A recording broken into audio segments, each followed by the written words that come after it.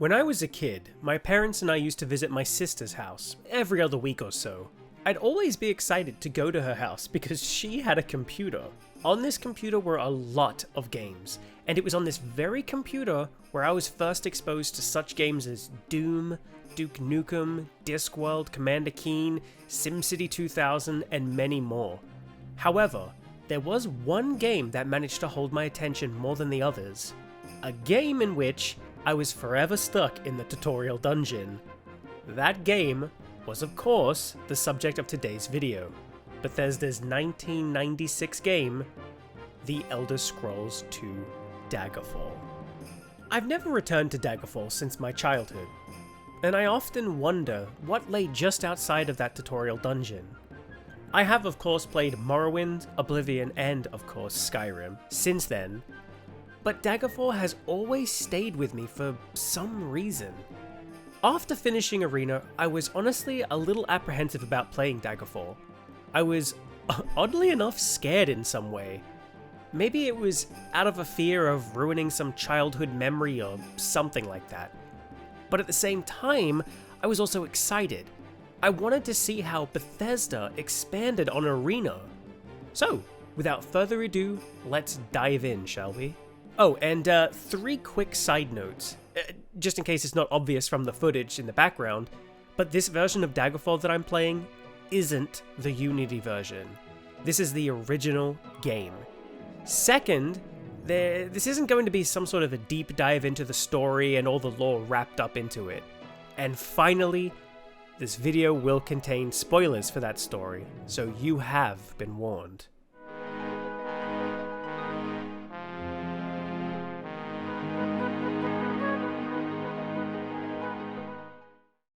We start our journey late one night in a secret meeting with the Emperor Uriel Septim VII. He explains to us that over a year ago, King Lysandus of Daggerfall died in battle.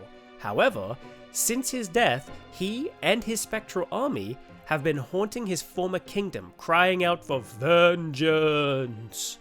He says it like that. It is our duty to discover the reason for this and put his soul to rest. There is, however, one more additional task the Emperor would like us to look into. The Emperor sent a letter to the Queen of Daggerfall. That letter never arrived. The letter was of a sentimental and personal nature, so make of that what you will. We are to track down this letter and destroy it. We travel by boat en route to Daggerfall when suddenly a storm destroys the boat that we were on, leaving us stranded in a cave. This is where the game truly begins. Now, it's at this point that Daggerfall takes a rather interesting turn. We essentially have 2 main stories, the story about the letter and the other story about King Lysandus. These stories will eventually coalesce into one, but it's your journey to get there that's more or less up to you. I gotta say that coming off of Arena, this was a huge leap in storytelling. Bethesda had grand ideas here, that is plain to see. This makes talking about the story slightly difficult. I'll need to jump around from missions out of order because the story isn't really linear. And this kind of brings me to one of my downsides about the story. Sometimes I'll find myself thinking I'm on a mission about the letter, but it's not. It's just a lore-based mission. Or sometimes I'll think, hey, maybe this isn't a very important mission, but it's actually a very important mission about King Lysandus. I must admit I did get very, very confused at times because of it. Now, normally I would move into gameplay, but because of this non-linear storytelling structure, I feel it's best to forego that and just tell you the story and not really blend gameplay and story together. Again, I must state that this is not a full story breakdown, it's just the broad strokes. As stated before, we were shipwrecked and our hero must find his way out of the cave he became trapped in. Once out, we are given a letter. In this letter, we are told to meet a woman in a tavern. This lady will explain that she was sent from Daggerfall as an agent of the Emperor. we learn that there is actually 3 major powers in the Iliac Bay: Wayrest, Sentinel, and of course, Daggerfall. And if we want to learn more about the restless spirit of King Lysandus, we should probably go to one of those locations and ask around. As for the letter the king sent to the Queen of Daggerfall, the agent learned that this letter was given to a courier, and that courier was sent to Castle Daggerfall, but the trail goes cold from there, so we should probably go to Castle Daggerfall and ask about information there. Our first stop is Sentinel. There we meet a prince named Loton, who explains he knows more about King Lysandus, but in order to get that information, we must first help him, of course. After helping the prince, he will tell us that King Lysandus had an affair with God, I'm gonna screw these names up. Medora Derinti. Derini? Is that right? Oh, I'm so bad with fantasy names. Okay, let me try that again. He will tell us that King Lysandus had an affair with Medora Derini, his court sorceress. After learning of his affair, King Lysandus' wife, Queen Menacera, banished Medora from the kingdom. We must now travel to her last known location and speak with her. After battling our way through the tower she's trapped in, we must now find a way to help her escape. To do this, Medora tells us that we need to find a special magical item. Once we get the magical item and return, she's able to lift the curse trapping her. She tells us that she knows a way to soothe her lover's restless spirit with an item called the Dust of Restful Death. However, this item is in the hands of Gortwog, warlord of the Orcs. We must travel to him and try to get the dust. So, it's off to meeting Gortwog. Upon meeting with Gortwog and asking him about the dust, he lets us know that he respected King Lysandus as he respected the Orcs. And because of that, he will tell us the location of the dust we seek. Once we get the dust and return to Medora, she explains that we must sprinkle some of the dust on the body of King Lysandus, and that will give us a chance to speak with his spirit. Once we battle our way through his tomb and sprinkle the dust on him, sounds weird, we can finally learn why his spirit has been screaming for vengeance. You have to say it like that. Seriously, listen. Vengeance. See, I told you. As it would turn out, the king wasn't killed in battle as everybody thought, but he was instead murdered by his advisor, Lord Woodbourne. Lysandus tells us that only the death of Lord Woodbourne will appease him and put his spirit to rest, nothing else. So, with that in mind, we are now tasked with killing Lord Woodbourne in his home of Woodbourne Hall. These fantasy names.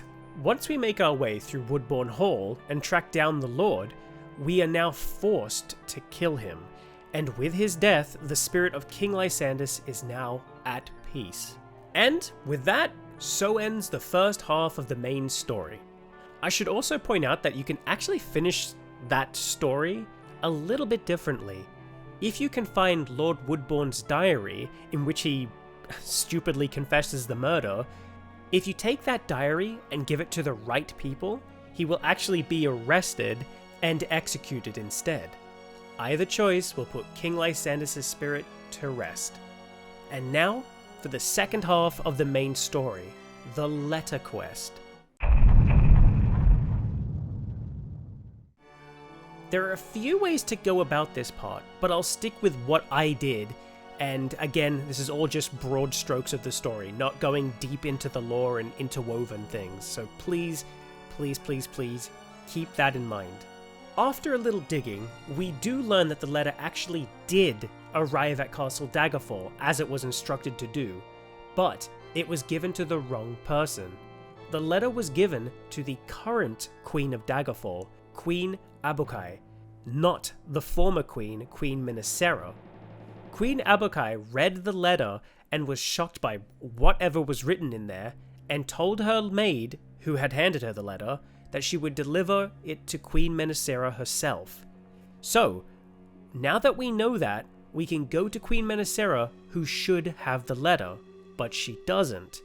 With a little bit more investigation work and speaking with the Queen herself, we will come to learn that the letter does now rest in the hands of none other than Gortwog, the Orc warlord.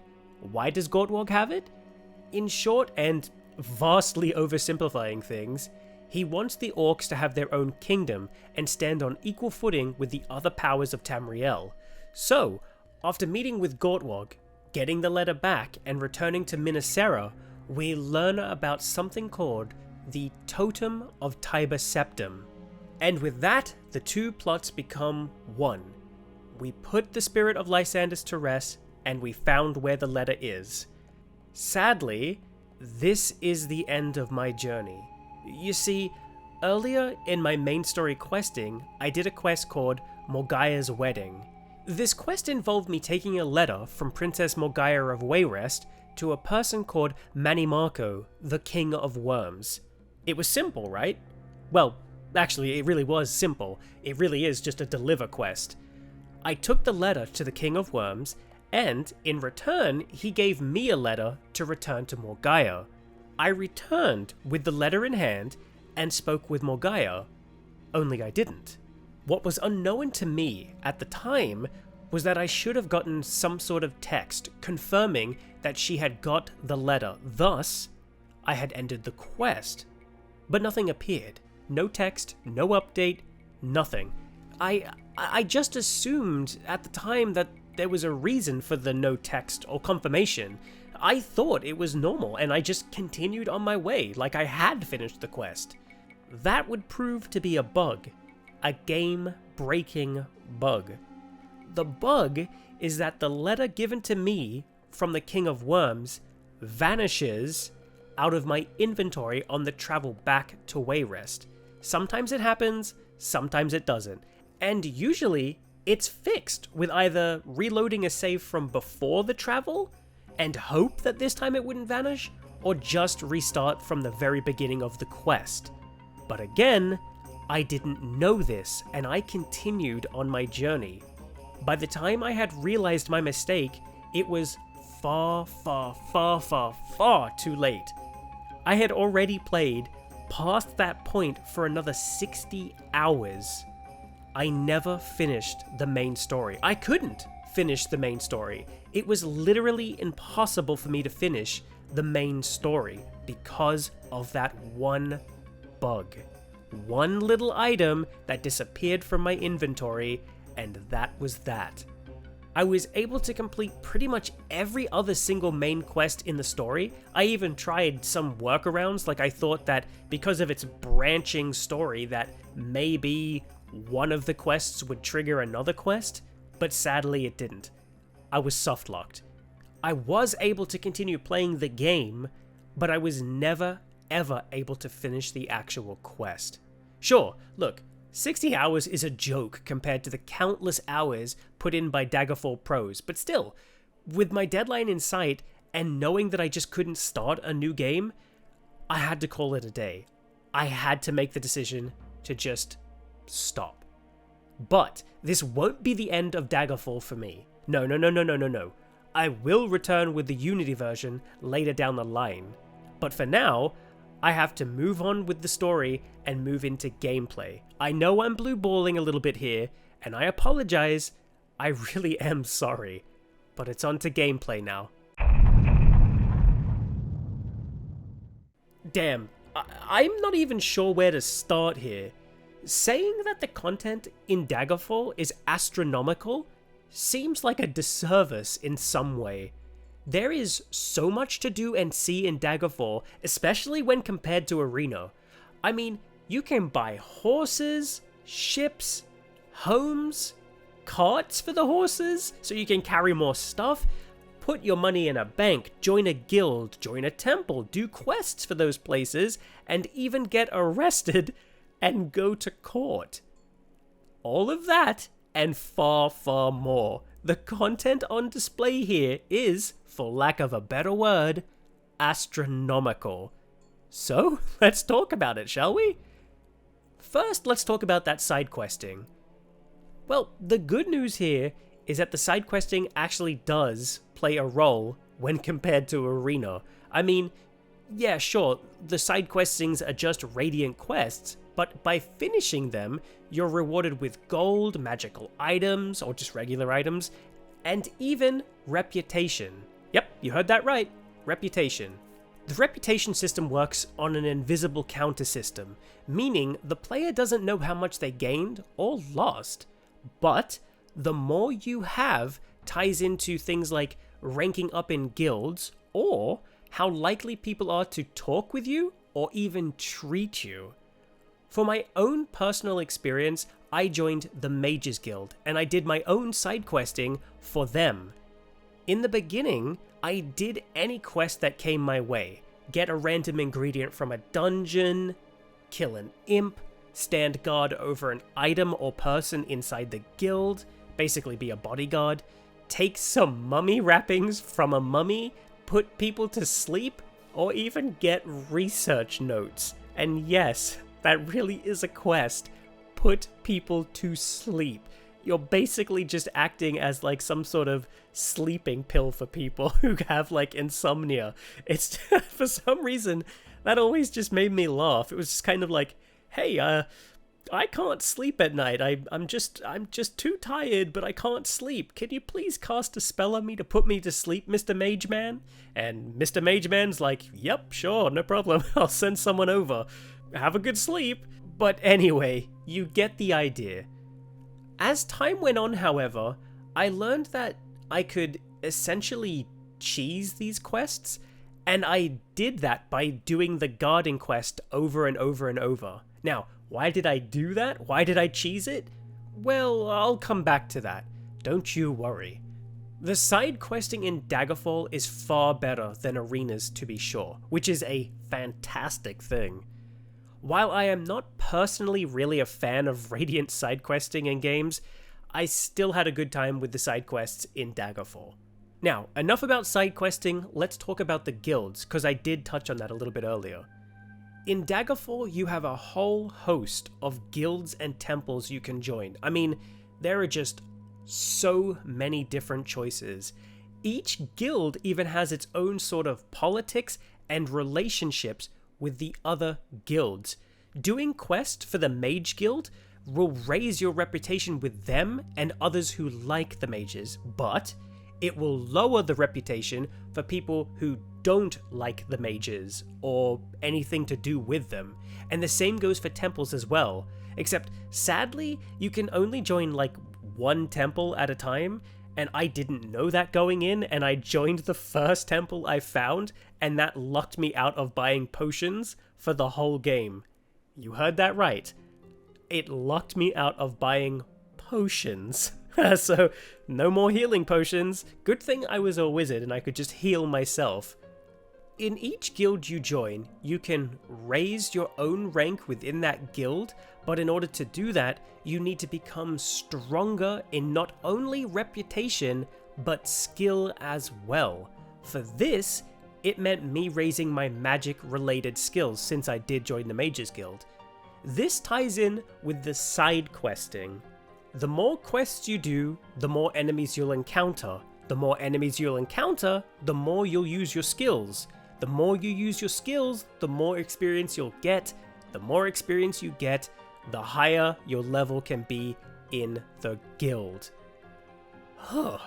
Honestly, I did love this choice. I really did like it. It almost forces role-playing in a way, because it made me use more magic than I normally wouldn't have used, which is just cool to me. I like being able to just be the wizard, you know what I mean? I'm a wizard.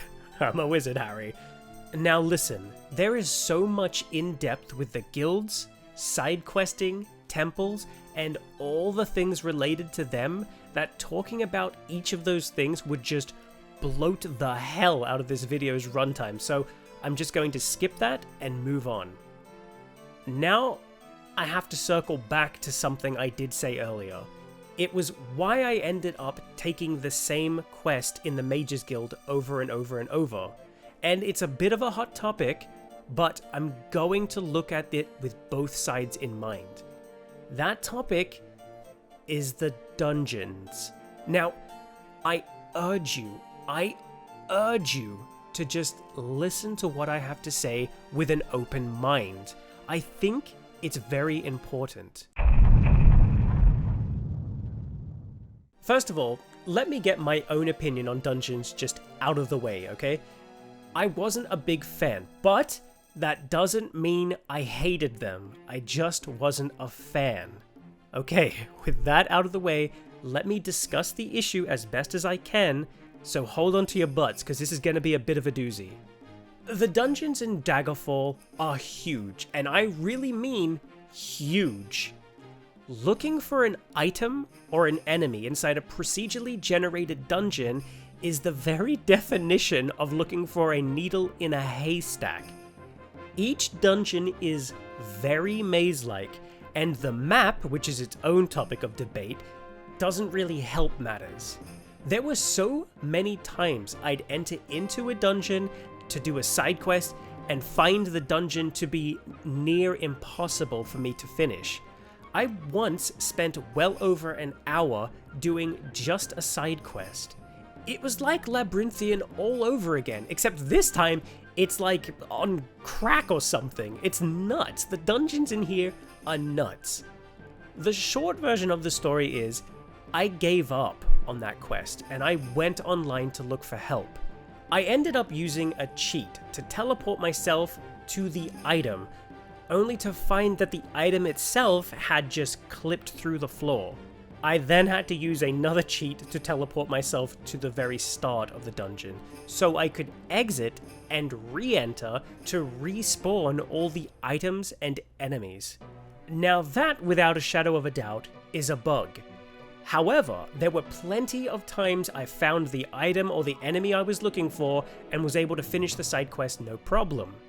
I hear all the time that the dungeons are bugged, and due to the random nature of them, they can just be impossible to finish. That is true, but it also isn't. Let me tell you a story. I once came across a dungeon that had a deep pit in the middle of the floor. I couldn't jump down and survive. I couldn't climb down. Each time I did, I just fell to my death. Hell, sometimes when I did jump down, I'd fall through the floor and out the bottom into the ether. I was so convinced that the dungeon was broken, but it wasn't. I needed the levitate spell. I don't think the dungeons in Daggerfall are broken. I mean, yeah, sure, some of them are, but I think for the most part, they're just kind of like real life in a way. Sometimes you find yourself unable to do something because you don't have the right tools or skills or whatever it needs to be done. That pit would have been impossible for a player who couldn't cast a spell. But that's life. It sucks for sure, but that's just how life goes sometimes. Sometimes you just can't do the thing you need to do. Now, are the dungeons long? Well, yeah, we can all agree on that. Are they random?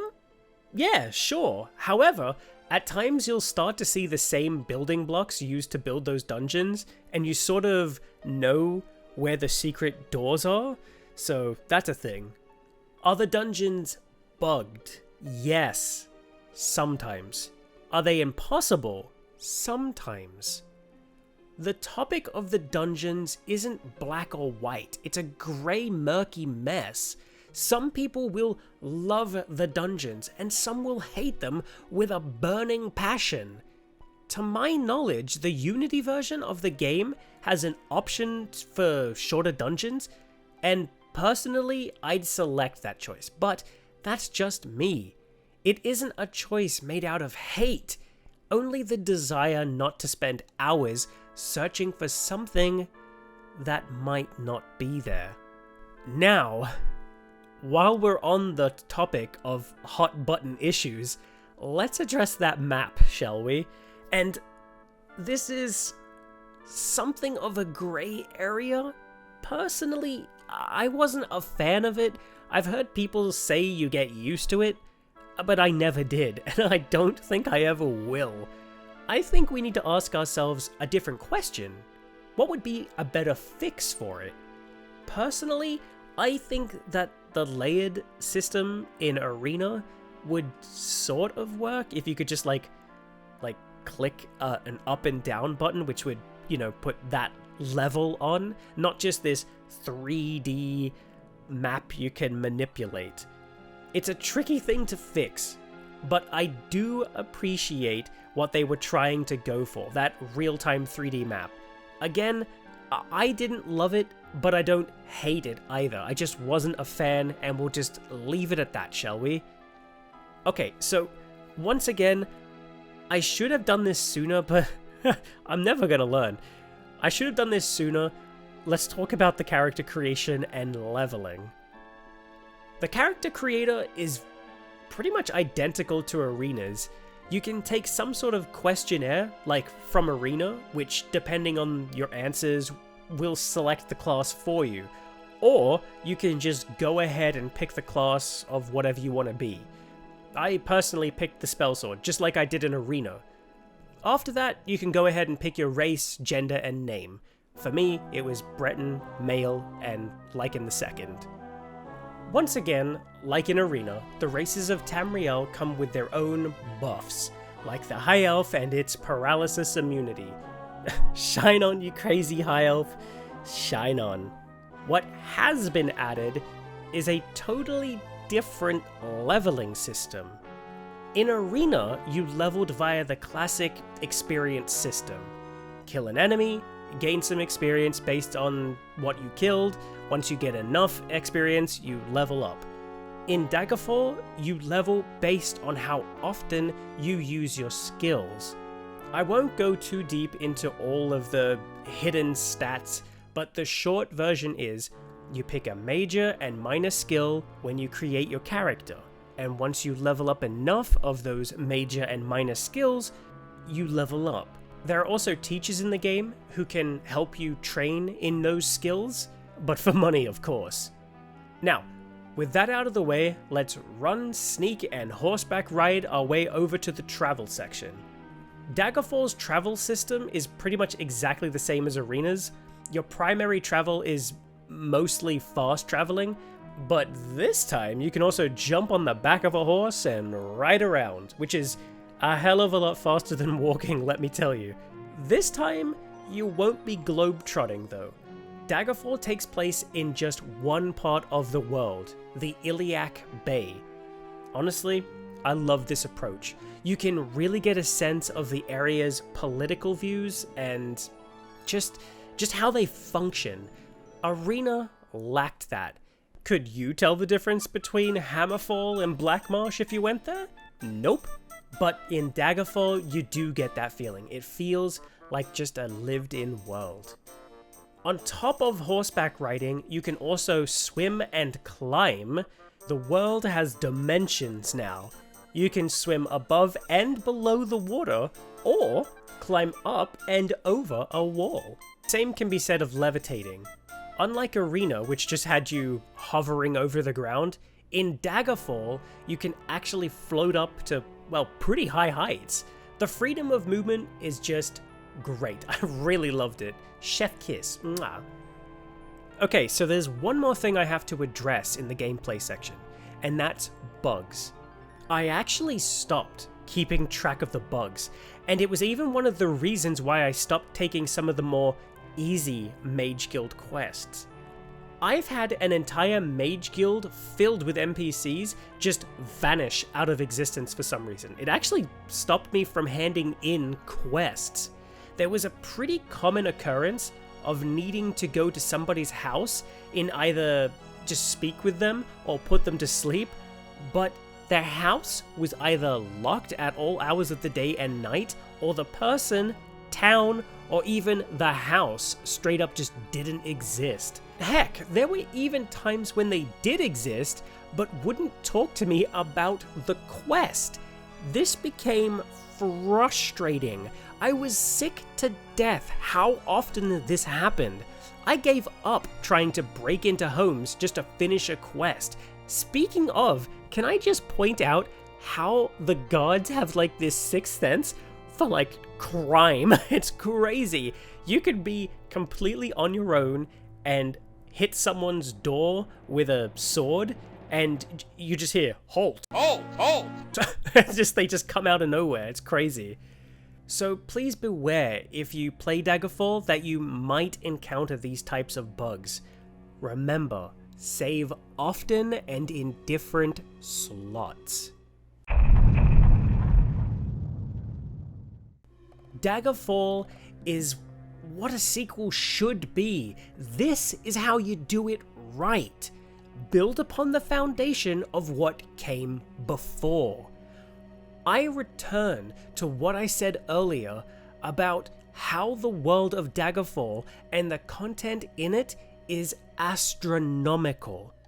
That word again feels like a disservice. There is a lot to love, and hell, even hate, depending on who you are and who you talk to. But I feel like Daggerfall is just overall amazing. Sure, I never did get the chance to finish the story due to that bug, but regardless, I still enjoyed what I did get to play. I think Bethesda did it right. They did this one justice. They knew what worked and what didn't. Daggerfall really feels like a lived-in world, and I think it's great and leagues above better than Arena. Hell, they even went ahead and made the bloody spiders cute.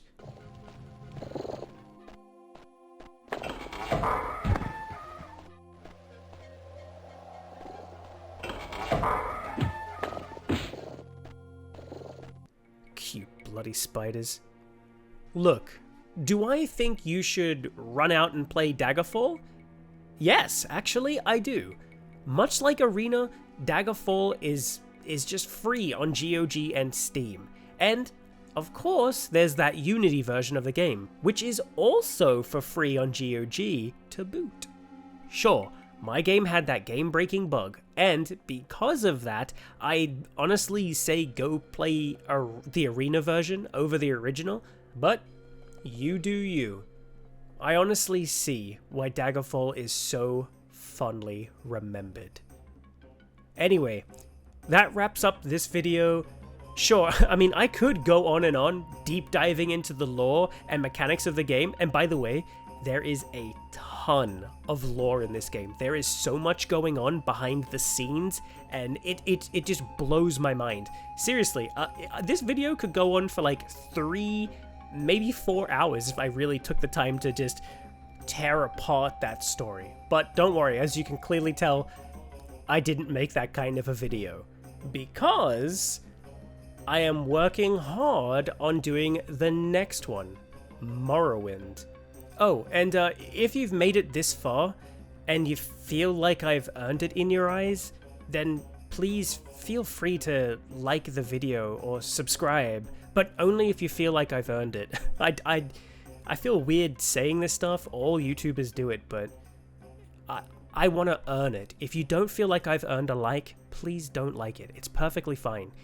Hell, dislike it if you need to, or don't subscribe, whatever you want. I want to earn that like and that subscribe. Anyway, I can hear the cliff races and I can just taste the moon sugar now. Morrowind, here we go. Anyway, peace out, pals. I'll see you next time.